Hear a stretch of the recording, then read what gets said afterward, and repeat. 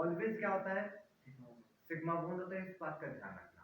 कभी कभी क्या होता है, दो एटम के बीच में सिग्मा बॉन्ड होता ही नहीं, उनके बीच में केवल और केवल क्या होता है, पाई बॉन्ड प्रेजेंट होता है। समझ में आ रही मेरी बात? दो एटम के बीच में हमेशा पाई बॉन्ड प्रेजेंट होता है। ये दो एटम अपने पास एक तो B2 मतलब एक मॉलिक्यूल है B2 और एक अपने पास है C2।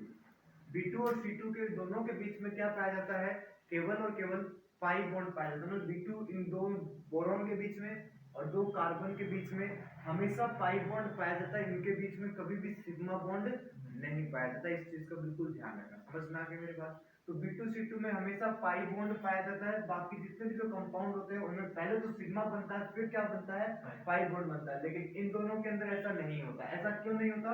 हम एमोटिक थ्योरी के अकॉर्डिंग इसको पढ़ेंगे, एक्सप्लेन भी करेंगे। एमोटिक थ्योरी इसको एक्सप्लेन करती है, वीबीडी थ्योरी इसको एक्सप्लेन नहीं करती है। मेरी बात समझ में आई कि नहीं? अब थोड़े से हम एग्जांपल पढ़ते हैं कि सिग्मा बॉन्ड का फॉर्मेशन कैसे होता है, पाई बॉन्ड का फॉर्मेशन कैसे होता है। मैंने वीबीडी थ्योरी में बताया था कि केवल हाफ फेल्ड ऑर्बिटली जो होते हैं वो सिग्मा बॉन्ड में सिग्मा बॉन्ड के फॉर्मेशन में पार्टिसिपेट करते हैं। जैसे मैं हाइड्रोजन की बात करता हूँ, H2 मॉलिक्यूल की बात करता हूँ। H2 मॉलिक्यूल के अंदर क्या होता है, हाइड्रोजन हाइड्रोजन के बीच में सिंगल बॉन्ड पाया जाता है। ये बॉन्ड कैसे बनता होगा, पहले इसका इलेक्ट्रॉनिक कॉन्फ़िगरेशन देखते हैं 1s1। इसका इलेक्ट्रॉनिक कॉन्फ़िगरेशन क्या था, 1s1। यानी इसके पास एक वैकेंट फील्ड ऑर्बिटल है, इसके पास भी एक हाफ फील्ड ऑर्बिटल, सॉरी। तो इस हाफ फील्ड, दोनों के पास हाफ फील्ड ऑर्बिटल्स होते हैं। दोनों कौन से ऑर्बिटल है, s ऑर्बिटल है। तो क्या होगा, दोनों के बीच में कुछ इस प्रकार की ओवरलैपिंग होती होगी। एक s ऑर्बिटल दूसरे s ऑर्बिटल के साथ जुड़कर कुछ ऐसी स्ट्रक्चर बनाता होगा जिसमें हमारे पास पेयर्ड इलेक्ट्रॉन प्रेजेंट होता है। बॉन्ड फॉर्मेशन के बाद में ये ओवरलैपिंग से H2 का फॉर्मेशन हो गया। मेरी बात समझ में आई कि नहीं है? इसी टाइप से अपने पास क्या होता है, मतलब ऐसा भी कह सकते हैं इन दोनों के बीच में सिग्मा बॉन्ड बन गया, इन दोनों के बीच में ओवरलैपिंग हो गई। जैसे Cl2 की बात करते हैं, तो Cl2 के अंदर कैसा ओवरलैपिंग प्रेजेंट होता है, देखो यहाँ पर Cl2 का इलेक्ट्रॉनिक कॉन्फ़िगरेशन क्या होता है, 1s2 2s2 2p6 3s2 3p6। मतलब एक क्लोरीन का इलेक्ट्रॉनिक कॉन्फ़िगरेशन ये होता है। इसके इलेक्ट्रॉनिक कॉन्फ़िगरेशन को हम कुछ इस प्रकार से रिप्रेजेंट कर सकते हैं।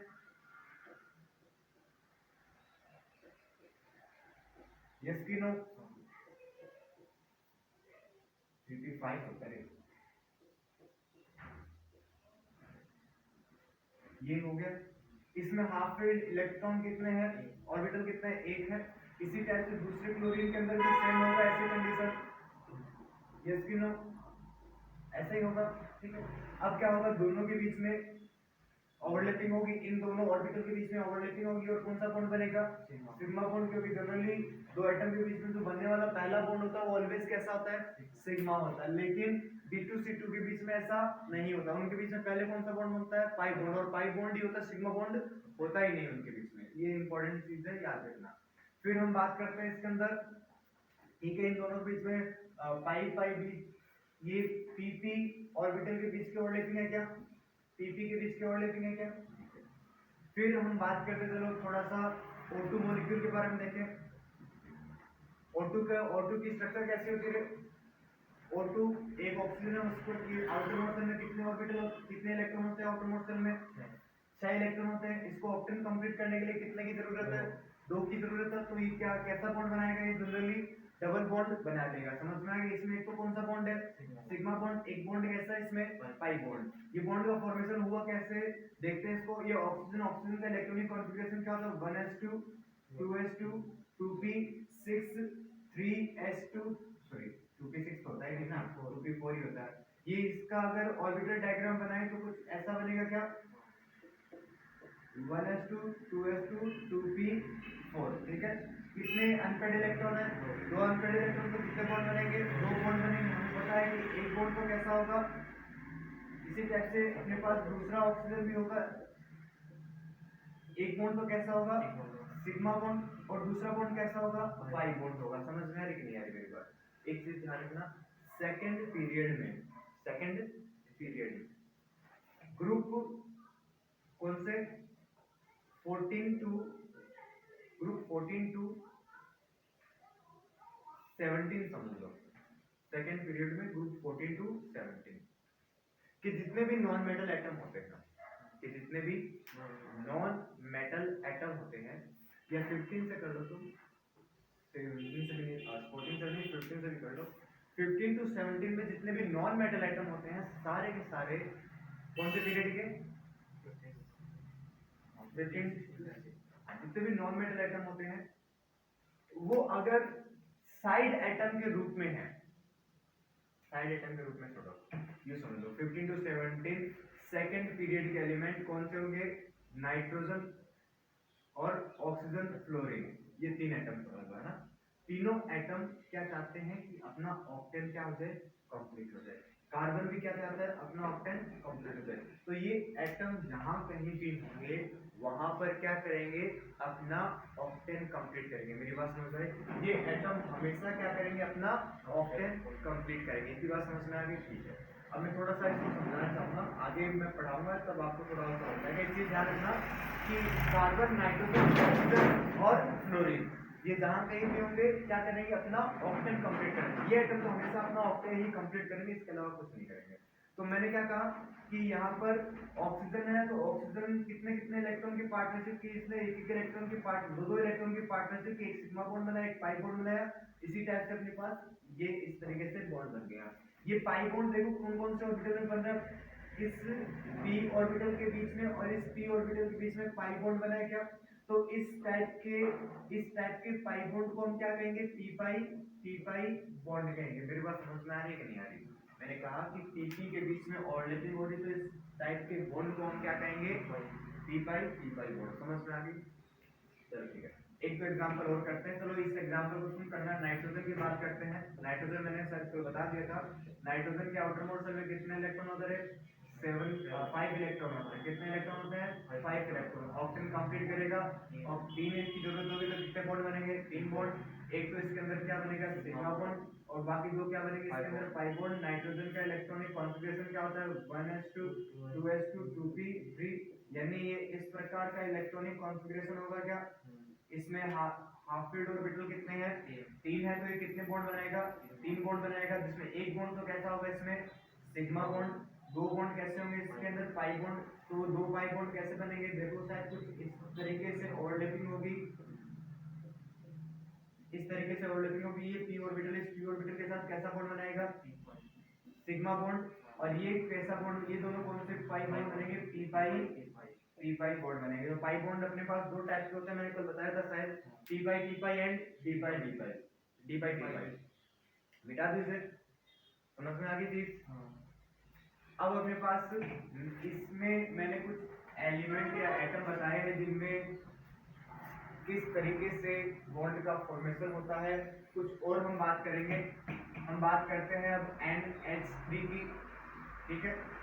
NH3 में नाइट्रोजन की अगर बात करें तो नाइट्रोजन के आउटर मोस्ट शेल में कितने इलेक्ट्रॉन है, 5 इलेक्ट्रॉन। हाइड्रोजन के आउटर मोस्ट शेल में कितना इलेक्ट्रॉन होता है, 1 इलेक्ट्रॉन होता है। हाइड्रोजन को अपना ड्यूप्लेट कंप्लीट करना है, नाइट्रोजन को अपना ऑक्टेन कंप्लीट करना है। तो क्या होता है, एक नाइट्रोजन के साथ एक इलेक्ट्रॉन की पार्टनरशिप करके अपना ड्यूप्लेट कंप्लीट कर लेता है। इसी टाइप से ये भी एक इलेक्ट्रॉन की पार्टनरशिप कर ड्यूप्लेट कंप्लीट, इधर भी कंप्लीट। लेकिन देखो ये क्या, नाइट्रोजन का भी ऑक्टेन कंप्लीट हुआ कि नहीं हुआ। तो इस तरीके से इसमें कितने बॉन्ड बने, 3 बॉन्ड बने। तीनों के तीनों कैसे हो गए, सिग्मा बॉन्ड हो गए। मेरी बात समझ में आई कि नहीं आई, ठीक है। तीनों के तीनों हो गए सिग्मा बॉन्ड। अब 3 सिग्मा बॉन्ड बने, कैसे बने होंगे, नाइट्रोजन का इलेक्ट्रॉनिक कॉन्फ़िगरेशन होता है 1s2 2s2 2p3, यानी p3 की अगर हम बात करें तो इसमें 3 हाफ फील्ड ऑर्बिटल है। इसी टाइप से 3 हाइड्रोजन आएंगे, तीनों हाइड्रोजन हाफ फील्ड है क्या, तीनों इसके साथ क्या करेंगे, फिर बॉन्ड का फॉर्मेशन करेंगे और क्या बनेंगे, 3 सिग्मा बॉन्ड बनाएंगे। मेरी बात समझ में आ रही है, मतलब ये चीज अगर तुम्हें समझ में आ रही तो अच्छी बात है, नहीं आ रही तो बुरी बात है, अच्छी बात है, मिटा दो इसे। अब कभी कभी होता क्या है, कभी कभी क्या होता है समझना कि थर्ड पीरियड के एलिमेंट्स आते हैं। कौन से पीरियड के, थर्ड पीरियड के कुछ एलिमेंट्स आते हैं। कुछ सेकंड पीरियड के एलिमेंट्स होते हैं जिनमें क्या होता है, वैकेंट ऑर्बिटल्स पाए जाते हैं। क्या पाए जाते हैं, वैकेंट ऑर्बिटल्स। थर्ड पीरियड के एलिमेंट्स या थर्ड से आगे वाले पीरियड के एलिमेंट्स, इनमें क्या पाया जाता है, वैकेंट ऑर्बिटल पाए जाते हैं। और वैकेंट ऑर्बिटल के साथ साथ इनमें क्या पाए जाते हैं, पेयर्ड इलेक्ट्रॉन पाए जाते हैं। पेयर्ड इलेक्ट्रॉन और लोन पेयर के फॉर्म में इलेक्ट्रॉन पाए जाते हैं। समझ में आ रही मेरी बात? तो होता क्या है, ऐसे एलिमेंट जिनके पास वैकेंट ऑर्बिटल होता है और उनमें पेयर्ड इलेक्ट्रॉन होते हैं आउटर मोस्ट सेल में, वो एलिमेंट क्या कर सकते हैं, अपनी वैलेंसी को इंक्रीज कर सकते हैं bye the unpairing of electron. मेरी बात समझ में आ रही कि नहीं आ रही? ठीक है, by the unpairing of electron they are increase their valency. How हम इसको समझते हैं, देखो जैसे मैं एग्जांपल बताऊं तुम्हें, SO3, ठीक है, कब बताया था सर, ठीक है। SO3 का एग्जांपल लेते हैं। इसमें मुझे बताओ सल्फर का इलेक्ट्रॉनिक कॉन्फ़िगरेशन क्या है, 1s2 2s2 2p6 3s2 और 3p4। ऑक्सीजन का इलेक्ट्रॉनिक कॉन्फ़िगरेशन क्या है, 1s2 2s2 2p4, ठीक है। ऑक्सीजन कौन से पीरियड से बिलोंग करता है, सेकंड पीरियड से बिलोंग करता है, सेकंड पीरियड से बिलोंग करता है ऑक्सीजन। और ये नाइट्रोजन, ऑक्सीजन और फ्लोरीन में से क्या, तो ये क्या चाहेगा, अपना क्या कंप्लीट हो जाएगा, ऑक्टेन कंप्लीट हो जाएगा। तो ये अपना ऑक्टेन कंप्लीट कैसे भी करके अपना ऑक्टेन कंप्लीट करेगा, ठीक है। इसको ऑक्टेन कंप्लीट करने के लिए कितने की जरूरत है, 2 की जरूरत है।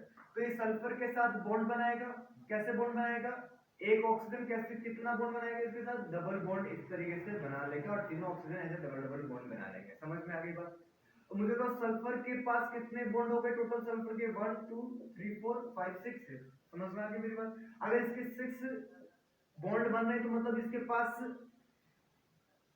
अनपेड इलेक्ट्रॉन कितने होने चाहिए, 6 होने चाहिए। लेकिन अगर इसका हम आउटर मोस्ट सेल का इलेक्ट्रॉनिक कॉन्फ़िगरेशन देखें तो अनपेड इलेक्ट्रॉन कितने आ रहे हैं इसमें, 4 आ रहे हैं। लेकिन मेरी बात सुनो, ये 3s2 हो गया, ये 3p4 हो गया, बाकी तुम देख लेना, पता है कैसे होता है। अब देखो मेरी बात सुनो, क्या इसके अंदर जो 3d ऑर्बिटल है वो पूरा का पूरा खाली है क्या, 3d के 5 ऑर्बिटल है वो पूरे पांचों ऑर्बिटल क्या है, खाली है। तो ये ऑर्बिटल खाली है आउटर मोस्ट सेल में, और आउटर मोस्ट सेल के अंदर ही इसमें पेयर्ड इलेक्ट्रॉन पाए जाते हैं। तो ये अपनी वैलेंसी को क्या कर सकता है, यहाँ पर इंक्रीज कर सकता है। मेरी बात समझ में आ रही कि नहीं आ रही? अब वैलेंसी को कैसे इंक्रीज करेगा देखना, ये अपने अपने आसपास से कहीं से एनर्जी को एब्जॉर्ब करेगा, गेन करेगा, और एनर्जी को एब्जॉर्ब करके इन इलेक्ट्रॉन को एक्साइटेड स्टेट यानी हाई एनर्जी स्टेट में भेज देगा। जैसे ही हाई एनर्जी स्टेट में भेज रहा है तो हम बोलेंगे excited state first. Excited state first में क्या होगा, इसमें जो पहला पेयर्ड इलेक्ट्रॉन है वो पहला पेयर्ड इलेक्ट्रॉन का क्या हो जाएगा, अनपेयरिंग हो जाएगी, और वो अनपेयरिंग कुछ इस प्रकार से होगी। समझ में आ रही? ये पेयर्ड इलेक्ट्रॉन में से एक इलेक्ट्रॉन इसके वैकेंट d ऑर्बिटल के अंदर चला जाएगा। कितने अनपेयर्ड इलेक्ट्रॉन हो गए यहाँ पर, 1 2 3 4, कितने अनपेयर्ड इलेक्ट्रॉन हो गए, 4 अनपेयर्ड इलेक्ट्रॉन हो गए। फिर इसको करने कितने अनपेयर्ड इलेक्ट्रॉन, 6 करने हैं। तो क्या यहाँ से भी 3s2 से भी क्या होगा, यहाँ से भी इलेक्ट्रॉन इसके वैकेंट ऑर्बिटल में चला जाएगा, और क्या होगा, अपने पास कुछ इस प्रकार की स्ट्रक्चर बनेगी। अरे समझ में आ रही है? तो यहाँ से क्या होगा, ये इलेक्ट्रॉन इस खाली ऑर्बिटल में चला जाएगा। अब कितने अनपेयर्ड इलेक्ट्रॉन आ गए, 6 अनपेयर्ड इलेक्ट्रॉन आ गए। क्या ऑक्सीजन अब इसके साथ मतलब 6 बॉन्ड बना सकते हैं, 3 ऑक्सीजन 6 बॉन्ड बना सकते हैं। कैसे बनाएंगे, आपको बता कि ऑक्सीजन में केवल कौन से ऑर्बिटल पार्टिसिपेट करेंगे, p ऑर्बिटल बॉन्ड फॉर्मेशन में पार्टिसिपेट करेंगे क्या। तो यहाँ पे 3 ऑक्सीजन के मैं इलेक्ट्रॉनिक कॉन्फ़िगरेशन लिख रहा हूँ, समझना, 3 ऑक्सीजन का मैं इलेक्ट्रॉनिक कॉन्फ़िगरेशन लिख रहा हूँ 2p4। इसी टाइप से दूसरा ऑक्सीजन होगा, उसका इलेक्ट्रॉनिक कॉन्फ़िगरेशन क्या होगा, 2p4। इसी तरीके से तीसरा ऑक्सीजन होगा, इसका इलेक्ट्रॉनिक कॉन्फ़िगरेशन क्या होगा, 2p4। ये कितने सिग्मा बॉन्ड बना रहा है यहाँ पर ऑक्सीजन, और सिग्मा बॉन्ड कितने हैं, 3 ही तो है, 3 पाई बॉन्ड है। तो क्या होगा, पहले ऑक्सीजन कौन से बॉन्ड बनाएगा, सिग्मा बॉन्ड बनाएगा।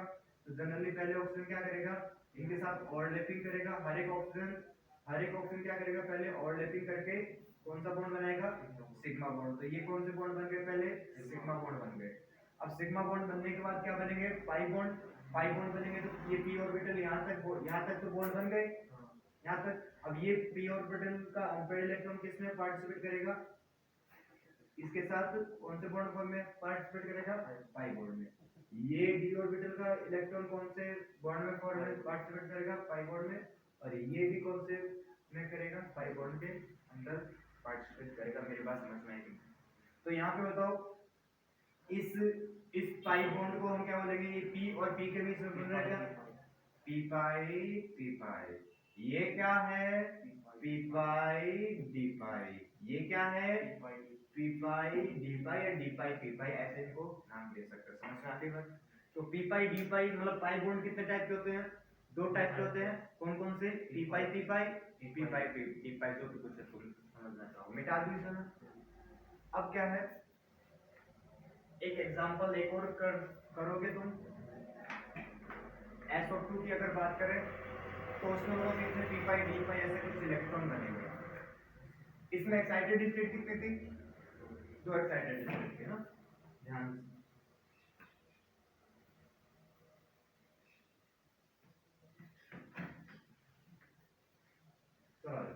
नेक्स्ट देखो, जैसे क्वेश्चन आ जाए I3 माइनस की लुईस डॉट स्ट्रक्चर बनाओ। समझ आ रही है मेरे पास। तो I3 माइनस आयोडीन के आउटर मोस्ट शेल में कितने इलेक्ट्रॉन होते हैं, कौन से नंबर पे आता है आयोडीन, मतलब कौन से ब्लॉक में कौन से ग्रुप में आता है, आयोडीन कौन से ग्रुप में आता है। फिर कल बाहर आई, हाँ जो भी आई हो, लेकिन फिर कल बाहर आई वहीं पे तो आता 17 ग्रुप में है ना। तो फिर कल बाहर आई मतलब आयोडीन 17 ग्रुप में आता। तो आउटर मोस्ट शेल में कितने इलेक्ट्रॉन हो गए, 7 इलेक्ट्रॉन। ठीक है, तो एक आयोडीन के आउटर मोस्ट शेल में 7 इलेक्ट्रॉन। कितने आयोडीन अपने पास यहाँ पर, 3 आयोडीन है। तुम बोलोगे सर तीनों आयोडीन आपस में से साइक्लिक स्ट्रक्चर बना सकते हैं, नहीं बना सकते। तीन आइटम की साइक्लिक स्ट्रक्चर कभी पॉसिबल नहीं है, ये स्ट्रक्चर अनस्टेबल होती है। यहाँ पर क्या होगा, तीनों आयोडीन है, तीनों आयोडीन के पास आउटर मोस्ट शेल में कितने इलेक्ट्रॉन है, 7 इलेक्ट्रॉन। इस आयोडीन के आउटर मोस्ट शेल में भी कितने इलेक्ट्रॉन है, 7 इलेक्ट्रॉन। इस आयोडीन के आउटर मोस्ट शेल में भी कितने इलेक्ट्रॉन है, 7 इलेक्ट्रॉन। समझ में आ रहे हो गए, 7 हो गए क्या, 1 2 3 4 5 6 7। ठीक है, 1 2 3 4 7 इलेक्ट्रॉन हो गए। ये तो 6 है ना।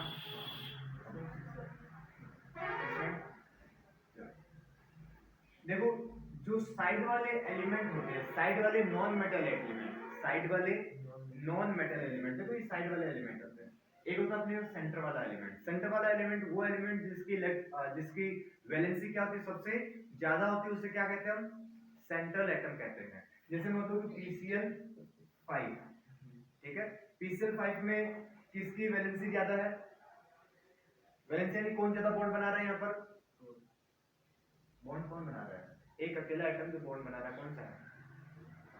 देखो यहाँ पे फास्फोरस क्या है, सेंट्रल मेटल एटम है, फास्फोरस की वैलेंसी क्या है यहाँ पर सबसे ज्यादा है, फास्फोरस सबसे ज्यादा बॉन्ड बना रहा है। इस तरीके से फास्फोरस की स्ट्रक्चर बनती है। समझ में आ गया ये बात। जिससे इसको छोड़ते हैं, पहले 2-3 एग्जांपल और करते हैं। ये देखो PCl5 के देखो बेटा, PCl5 की स्ट्रक्चर बनाते हैं। PCl5 की स्ट्रक्चर बनाते हैं। क्लोरीन के आउटर मोस्ट शेल में कितने इलेक्ट्रॉन है, 7 इलेक्ट्रॉन है। कितने इलेक्ट्रॉन है, 7 इलेक्ट्रॉन है। 7 इलेक्ट्रॉन है। इसको कितने करने, इसको ऑक्टेन कंप्लीट करने के लिए कितने की जरूरत है, 1 की जरूरत है। तो फास्फोरस के आउटर मोस्ट शेल में कितने इलेक्ट्रॉन है, 5 इलेक्ट्रॉन है। तो 5 इलेक्ट्रॉन क्या करने लग जाते हैं, इनका ऑक्टेन कंप्लीट कर लेते हैं। समझ में आ रही, 5 इलेक्ट्रॉन के साथ ये जुड़कर 5 क्लोरीन अपना ऑक्टेन कंप्लीट कर लेते हैं। एक चीज समझ में आई कि नहीं है, ठीक है। कितने सिग्मा बॉन्ड बने यहाँ पर, 5 सिग्मा बॉन्ड बने। अगर तुम इसकी स्ट्रक्चर बनाओ, ऑर्बिटल डायग्राम बनाओ, तो फास्फोरस का इलेक्ट्रॉनिक कॉन्फ़िगरेशन क्या होता है, 1s2 2s2 2p6 3s2 3p 3p3। ये इसका इलेक्ट्रॉनिक कॉन्फ़िगरेशन होता है कि नहीं होता। अब इसके आउटर मोस्ट शेल का इलेक्ट्रॉनिक कॉन्फ़िगरेशन बना दो। अब देखो यहाँ पर फास्फोरस कितने बॉन्ड बना रहा है, यहाँ पर फास्फोरस कितने बॉन्ड बना रहे हैं, यहाँ पर 5 बॉन्ड बना रहे है क्या, यहाँ पे अनपेड इलेक्ट्रॉन कितने हैं इसके पास 3 है, लेकिन आपको पता है कि 3s2 भी है, 3p 3b है, लेकिन इसके पास वैकेंट कौन सा है, इसके पास वैकेंट 3d ऑर्बिटल वैकेंट है क्या इसके पास, 3d ऑर्बिटल वैकेंट है, यानी ये एक इलेक्ट्रॉन की क्या हो जाएगी यहाँ पर अनपेयरिंग हो जाएगी। तो एक्साइटेड स्टेट फर्स्ट में क्या होगा, यहाँ से क्या होगा, ये इलेक्ट्रॉन कहाँ पे चला जाएगा, अपने एक 3d ऑर्बिटल के अंदर चला जाएगा। और अब इसके पास कितने अनपेड इलेक्ट्रॉन हो गए, 5 अनपेड इलेक्ट्रॉन हो गए, तो 5 अनपेड इलेक्ट्रॉन इसके साथ क्या कर सकते हैं, 5 सिग्मा बॉन्ड का फॉर्मेशन कर सकते हैं। मेरी बात समझ में आई। अब ये स्ट्रक्चर बनाने का एक दिमाग में ध्यान रखना कि जो कम नंबर में होता है, जो एटम कम नंबर में, जो एलिमेंट कम नंबर में होता है, जनरली वो क्या होता है अपने पास सेंट्रल एटम होता है। जो ज्यादा में होता है वो क्या होता है, उसको साइड वाला एटम, उसे हम क्या बोलते हैं, साइड वाला एटम। समझ में आई मेरी बात। एक तो होता है अपने पास सेंट्रल एटम, एक होता है अपने पास साइड वाला एटम। इनकी अगर बात हो, साइड वाले एटम की अगर बात बताऊं तो साइड वाला एटम या तो क्या होगा, हाइड्रोजन में से कोई एक होगा, फिर कल बाहर आई में से कोई एक होगा, ठीक है, या फिर अपने पास ऐसा हो सकता है कि वो 14 या 15 की बात करें, जैसे 15 ग्रुप से 17 ग्रुप में जितने भी जो नॉन मेटल आते हैं उनमें से कोई एक हो सकता है। 15 ग्रुप से 17 ग्रुप में जितने भी जो नॉन मेटल आते हैं उनमें से कोई एक साइड वाला ग्रुप हो सकता है। समझ में आई कि नहीं आई मेरी बात। या फिर ऐसा हो सकता है वो हाइड्रोजन हो, मेरे पास समझ में आ रही कि नहीं आ रही। मैंने कहा कि साइड वाला कौन सा हो सकता है, 15 से 17 के बीच में कोई सा भी हो सकता है, हाइड्रोजन हो सकता है। हाइड्रोजन के लिए अगर बताऊं तो ये क्या करता है, अपना ड्यूप्लेट कंप्लीट करता है, इसको एक इलेक्ट्रॉन की जरूरत है। 15 वाले इलेक्ट्रॉन, 15 से 17 वाले इलेक्ट्रॉन क्या करते हैं, उनके अपने आउटर मोड में क्या करते हैं, ऑक्टेन कंप्लीट करना चाहते हैं। ये क्या चाहते हैं कि अपने आउटर मोड में क्या हो जाए, ऑक्टेन कंप्लीट हो जाए। बात रही सेंट्रल एटम की, तो सेंट्रल एटम ये नहीं चाहता कि अपने ऑक्टेन कंप्लीट हो जाए, सेंट्रल एटम ये चाहता है कि सामने वाले का क्या हो जाए, ऑक्टेन कंप्लीट हो जाए। देखो स्ट्रक्चर बनाने का मैं एक तरीका बता रहा हूँ तुम्हें, ये लुईस डॉट स्ट्रक्चर जो बनती है बनाने का एक तरीका बता रहा हूँ। तो मैंने क्या कहा, जो फास्फोरस है या फिर जो सेंट्रल एटम होता है, सेंट्रल एटम की अगर बात करें, सेंट्रल एटम की अगर बात करें तो जो सेंट्रल एटम होता है वो क्या चाहता है कि सामने वाले का क्या हो जाए, ऑक्टेन कंप्लीट हो जाए। लेकिन हम बात करें कि जो साइड वाला एटम है वो क्या चाहता है कि अपना ऑक्टेन कंप्लीट हो। जैसे मैं कहूं यहाँ पर एक और एग्जांपल लेते हैं, जैसे ClO3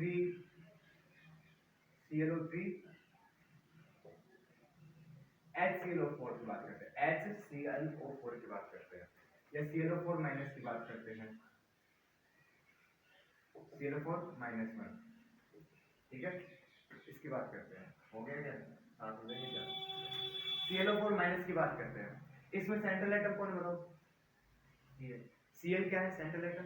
अब मुझे तो Cl है, Cl पहले तो ये तो Cl मैक्सिमम कितने बॉन्ड बना सकता है, Cl मैक्सिमम कितने बॉन्ड बना सकता है बताओ। क्या इसके पास वैकेंट 3d ऑर्बिटल है, क्या इसके पास वैकेंट 3d ऑर्बिटल है, क्या इसके आउटर मोशन में पेयर्ड इलेक्ट्रॉन पाए जाते हैं, आउटर मोशन में पेयर्ड इलेक्ट्रॉन पाए जाते हैं, इसके पास वैकेंट ऑर्बिटल भी है, आउटर मोशन में पेयर्ड इलेक्ट्रॉन भी पाए जाते हैं। इसका मतलब ये क्या है कि ये क्या कर सकता है, ये एक्साइटेड स्टेट में जाके अनपेयरिंग कर सकता है, क्या उससे कितने बॉन्ड बना सकता है मैक्सिमम, उससे बना सकता है कितने बॉन्ड, 7 बॉन्ड। कैसे बनाएगा देखो सामने, क्लोरीन है, क्लोरीन का इलेक्ट्रॉनिक आउटर मोशन का इलेक्ट्रॉनिक कॉन्फ़िगरेशन क्या होता है, 3s2 3p5। इसका मतलब ये इलेक्ट्रॉनिक कॉन्फ़िगरेशन ये हुआ कि इसके अंदर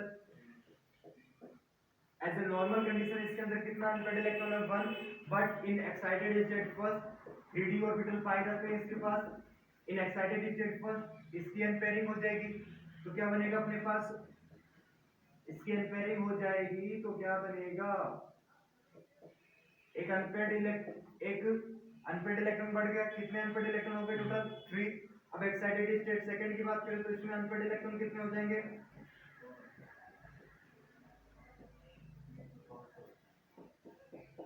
5 हो गए क्या। चलो एक्साइटेड स्टेट थर्ड की बात करें तो ये इसमें चला जाएगा क्या, अब कितने हो जाएंगे, समझ पा रहे हो क्या मेरी बात,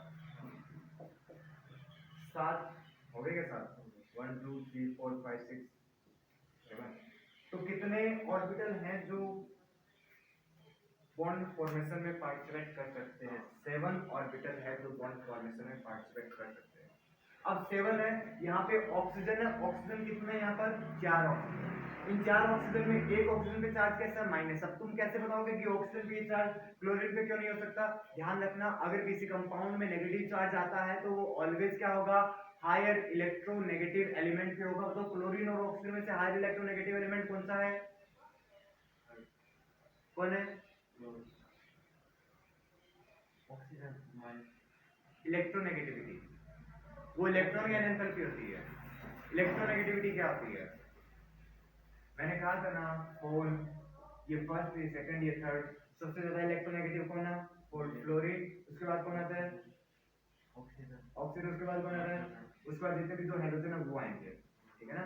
तो इसमें मैंने कहा फ्लोरीन, ऑक्सीजन और नाइट्रोजन, ये इनकी इलेक्ट्रोनेगेटिविटी का ऑर्डर है। तो मुझे तो फ्लोरीन और ऑक्सीजन में से ज्यादा इलेक्ट्रोनेगेटिव कौन है? ऑक्सीजन है इलेक्ट्रोनेगेटिव, ठीक है ना। ज्यादा इलेक्ट्रोनेगेटिव ऑक्सीजन है, तो ये नेगेटिव चार्ज किस पे आया है?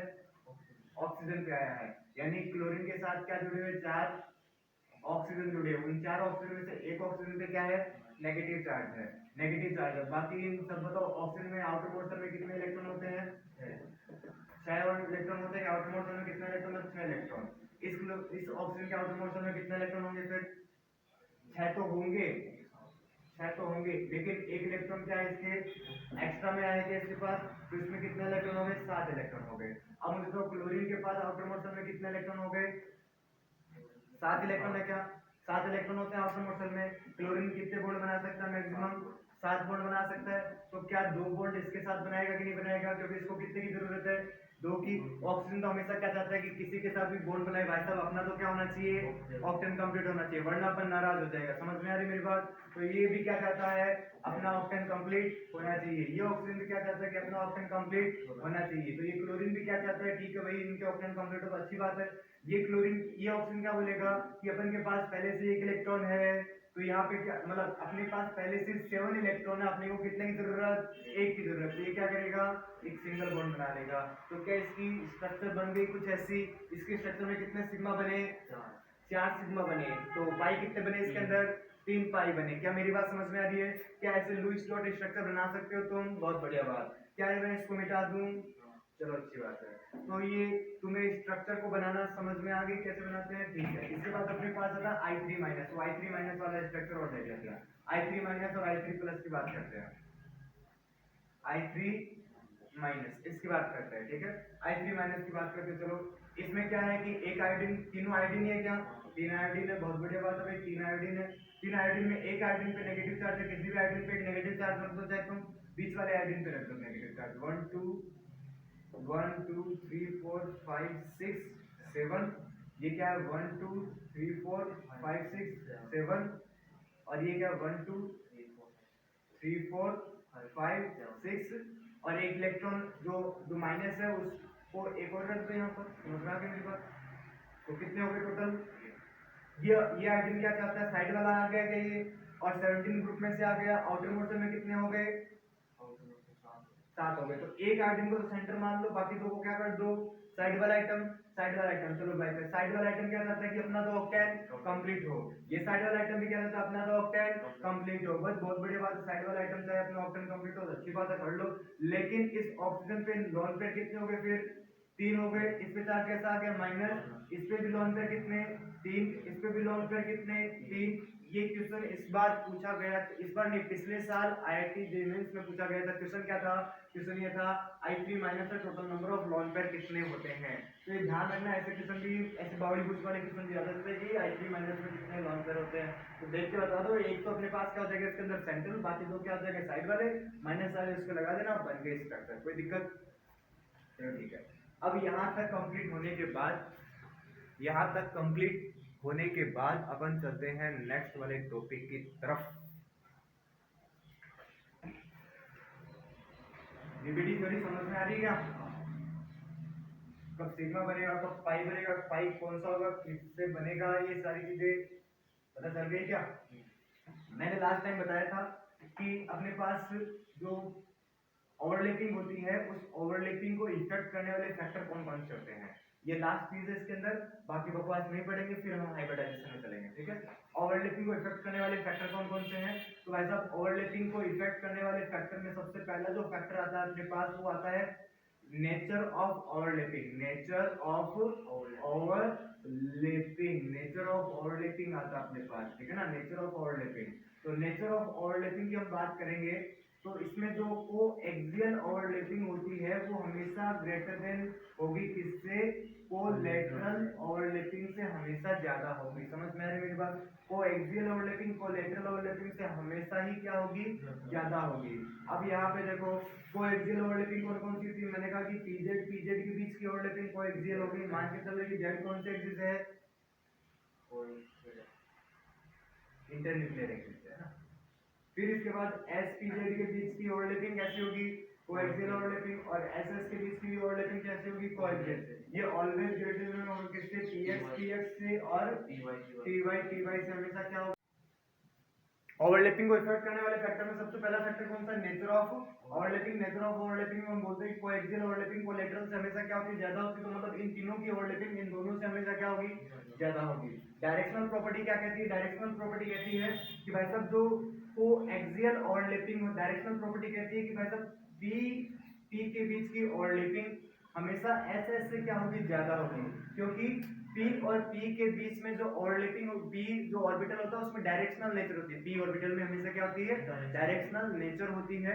तो ये कहते हैं कि पी पी के बीच की ओवरलैपिंग एस एस से क्या होती है, ज्यादा होती है। क्यों होती है, क्योंकि पी और पी के बीच, पी जो ऑर्बिटल होता है सॉरी को डायरेक्शनल प्रॉपर्टी, पी पी में क्या होती है, डायरेक्शनल प्रॉपर्टी होती है। जिसमें डायरेक्शनल प्रॉपर्टी ज्यादा होगी उनमें ओवरलैपिंग क्या होती है, ज्यादा होती है। तो मैंने कहा कि भाई डायरेक्शनल प्रॉपर्टीज हमेशा कह सकते हैं overlapping is directly proportional to directional properties. Overlapping is directly proportional to directional properties. यहाँ पर हम बोल सकते हैं कि भाई P और P के बीच की ओवरलैपिंग एस एस से ज्यादा होती है जनरली। ये क्यों होती है, क्योंकि P क्या होता है, डायरेक्शनल प्रॉपर्टीज रखते हैं। चलो आगे। अब एक चीज तो ध्यान रखना, कोएक्सियल तो कोलैटरल से क्या होती है, ज्यादा होती है। यहाँ पे हम एस एस पी पी नहीं देखेंगे, ये तो फिक्स फंडा है कि कोएक्सियल कोलैटरल से क्या होती है, ज्यादा होती है। अब हम बात करते हैं कोएक्सियल में अपने पास तीन टाइप के फंडे आ गए। कौन कौन से, एक तो पीजेड पीजेड, एक एस पीजेड, एक आता है एस एस। अब किस तरह बताइए इनमें से कौन सी ओवरलैपिंग ज्यादा हो रही है, कहां पर ओवरलैपिंग ज्यादा हो रही है। तो इन तीनों में हम डिस्ट्रीब्यूशन करने के लिए कौन सी प्रॉपर्टी को काम मिलेंगे, डायरेक्शनल प्रॉपर्टी को। जिसमें डायरेक्शनल प्रॉपर्टी ज्यादा होती है उसमें ओवरलैपिंग भी क्या होती है, ज्यादा होती है। देखो यहाँ पे दोनों के पास डायरेक्शनल प्रॉपर्टी है, यहाँ पे केवल एक के पास डायरेक्शनल प्रॉपर्टी और यहाँ पे एक के पास भी डायरेक्शनल प्रॉपर्टी नहीं है। तो जहाँ पर दोनों के पास डायरेक्शनल प्रॉपर्टी उसकी क्या होगी, ओवरलैपिंग ज्यादा होगी। जहाँ पर एक के पास डायरेक्शनल प्रॉपर्टी है दूसरे के पास नहीं, वहाँ पे ओवरलैपिंग क्या होगी, थोड़ी सी कम होगी। और इसमें इन दोनों की तुलना में सबसे कम ओवरलैपिंग होगी। तीसरा अपने पास आता है साइज। साइज की अगर बात करें तो अपने पास ओवरलैपिंग जो इनवर्सली प्रोपोर्शनल होती है, हमेशा ओवरलैपिंग इनवर्सली प्रोपोर्शनल होती है किसके, साइज के। साइज बढ़ेगी तो ओवरलैपिंग हमेशा क्या होती है, कम होती है। इससे रिलेटेड क्वेश्चन में तुम्हें कल, ठीक है।